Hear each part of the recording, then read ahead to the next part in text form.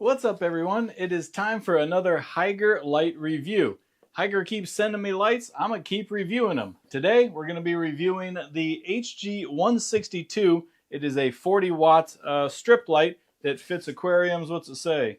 30 to 36 inches. So the light itself is a little bit smaller than my 3-foot aquariums, but with the legs we'll be able to extend it out. So this light is gonna suit kind of a wider variety of aquariums versus in the past, Hygger will make kind of lights specifically for, say, 12 inches, then 24 inches, then 36 inches, stuff like that. As an example, they have many different sizes, but they're designed to just fit aquariums kind of edge to edge. This light could be a little more adaptable for your particular needs. Let's crack it open, get into it, and yeah, before I get going, of course, this is a sponsored video. Hygger sent this light to me. Thank you again, Hygger, for the support. Always appreciate it for my small little channel. Now, let's go ahead and get into the light, like I said, and we'll see if there's any differences to the other Hygger lights I have. We'll show you. My whole fish room is full of Hygger lights. So I'm just going to set you up here, little table in front of my plant grow out rack system here, and we're going to pop this open here. I have not taken a look at it or tested it or anything like that. If you've watched my reviews in the past, you will know that I review things live with you guys. I don't pre-test things. I do normally open the package just to look at the light and make sure that, you know, the lens isn't broken or anything of that nature. But as you can see here, we have the original plastic strapping that's on here holding this all together. I have not tested this light at all. So let's pull it out of the box here live. Get rid of our foam and stuff. Hoping you can see end to end there. Yep. Get this off of there. Get this guy off of there. Instruction booklet here. All of their, they always say Hygger simple aquarium light, and I do agree with that. They are very easy to use, and the instructions are actually pretty good on these. So I'm not going to go through all the instructions other than maybe just the key features of the remote here. Got your power button, 4 lighting modes. You just click the M there to go through all the lighting modes. You can set your 24-hour cycle, which let's see on this one. You have options of 3 hours, 6 hours, 9 hours, and 12 hours. That's good. Hygger's getting a lot better at giving you more options. It used to be, I want to say it was like 6, 8, and 12 were your only options, but a lot better now. And then your brightness button. Speaking of brightness, my camera is very bright. Sorry about that. Brightness button at the bottom there. Multiple different languages here as well. So one booklet covers all of you guys, no matter where you're at. All right, in this box, obviously, we're going to have our power cord or our power plug. Let's see if we can get the plastic off of the light. Okay, this light appears to be an RGBW style light. Wait, is there some plastic on here? I think I see a little bubble right here. Can we get an ASMR peel? Let's see if we can get a peel. Looks like there's some plastic here. Yeah. Ah, yes. Let me get it started. All right. Get the mic down here for you guys. I know everybody loves these. Oh, look, they're right on the end over here was the peel position. Anyway, I'm going to do it backwards.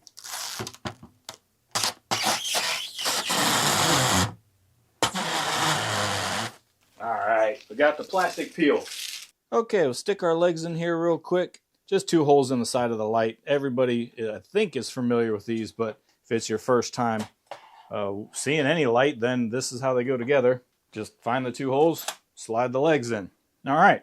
Now, as I was saying before I got rudely interrupted by the plastic peel, this looks to be an RGBW style light, meaning there's different colored LEDs that make up the white light spectrum versus another light which should have laying around here. Let me show you for example. You have these style lights here where the LEDs are a multicolor per each LED, so they can change their color spectrum in each individual LED light versus, again, this one here is more of an RGB style.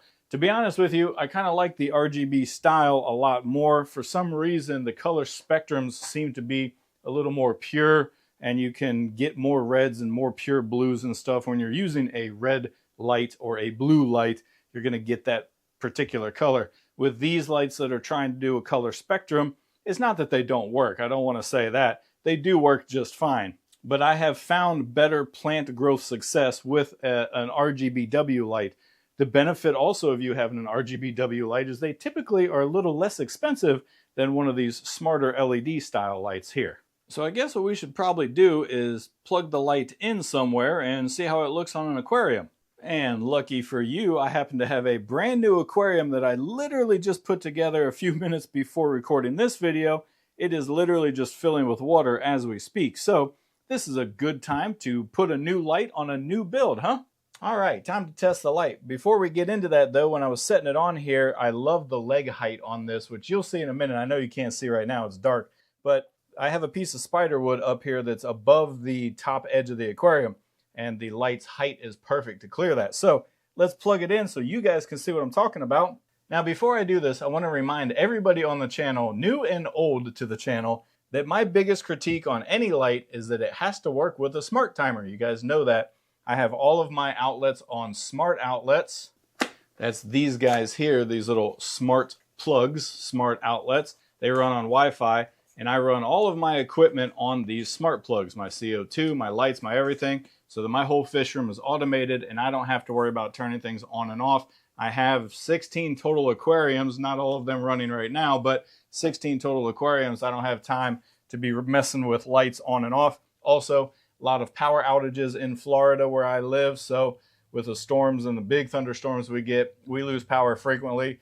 The Wi-Fi based outlets, they turn back on and reset their times automatically. I don't have to do anything. So let's go ahead, plug this in. It should turn on if the default is to power on when plugged into power. Yeah, look at that. All right. So I think it just passed the first test, but before we go any further, let me find my phone and see if it really does turn on and off with the smart outlet. Okay, so I have the Tuya Smart app up on my phone here. This is the app that I use. Okay, camera, focus on the phone, please. There we go. This is the app that I use to control all of my smart outlets. And over here we have a left rack 1. That's what this light's plugged into.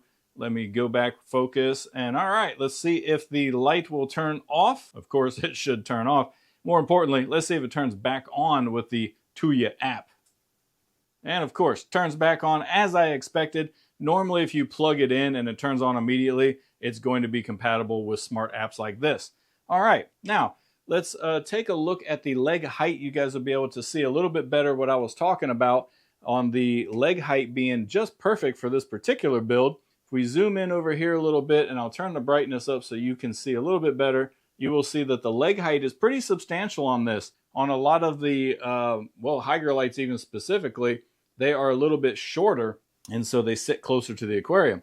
I can clear this piece of spider wood here with the light, so that is really cool that it fits across the aquarium high enough that I can clear this particular aquascape. Now you will notice that the legs are extended here quite a bit, and that's because, again, this light is shorter than the aquarium, and so not as long, rather. So it's going to center itself just based on adjusting the legs. Now in my scenario, this is perfect because we have an island style aquascape, and I am focusing most of my attention and energy and lighting on this center island. Yeah, we do have some stuff in the corners, but as you can see, that dwarf baby tears is going to get just enough light. It will not be an issue due to the spread that this light's providing. So most of the energy is going to be focused in the middle, and that's where I want it. I have set the ISO now to exactly how I see this. The way that cameras work, when you have this zoomed in, it's going to look a little bit darker than if you zoom out. Cameras tend to get flooded with light when you zoom out a little bit, so you have to adjust the brightness, there you go, to kind of accommodate for that. When you narrow the camera lens focus, it's going to pick up less light, and so therefore things look a little bit darker. Again, I will bump this up. And this is pretty much how I see the aquascape in real life. The white tones are going to be a little brighter on camera, but it gives you a good depiction of the brightness of the light at 40 watts. It's pretty good. Now I have a lot of aquariums, and so I have a lot of lights, and all but one of them are Hygger lights, and they grow plants just fine. We'll bounce around the fish room here in a little bit, and I'll just show you some examples that all of the Hygger lights work just fine. But before we do that, let me go ahead and go through the menu here, or the features rather. If we hit the mode button, we should change colors. That's usually the way these work. You just click the mode button. So if you want a certain mood, maybe you got a party or something like that, You can change it temporarily to something cool. Maybe, I don't know, you wanted the Chiefs to win the Super Bowl, so you would have had it set on red.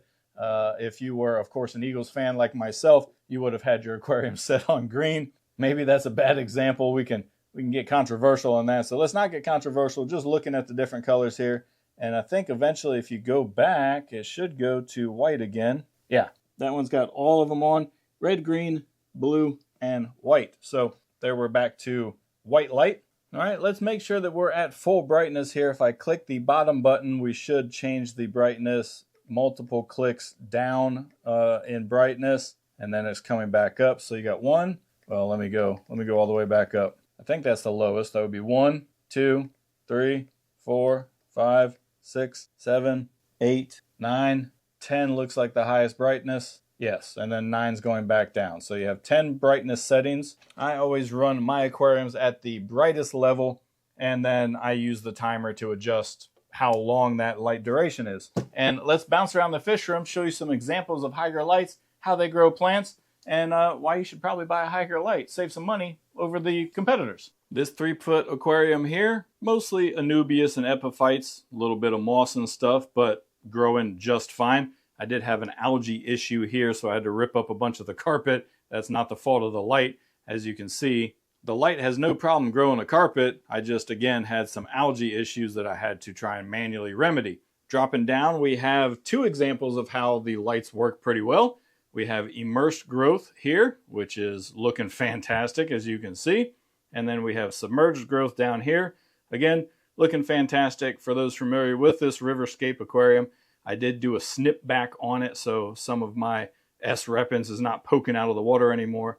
We snipped it back, but it's growing Monte Carlo, which is kind of a hard plant to grow. It's growing moss. You can't see because the brightness is down too low. There we go. We've got moss, we got Monte Carlo, and then some more immersed growth up here, which again is just fantastic. How about my plant grow out rack? These are all Hygger lights in this particular racking system here. You can see Hygger lights up here, and we have no problem with plant growth, do we? Dragon Valley 2.0 here, Hygger light. This is one of the first Hygger lights I bought and one of their lowest wattage ones due to its size. And as you can see, we have 0 issues growing any plants in this aquarium. Moving up to a finer example, this is Dragon Valley 1.0, the same Hygger light. And again, 0 issues growing this aquarium and any of the plants in there. This is now an epiphyte only aquarium, but we have had multiple different stem plants and stuff in there. No issues growing plants.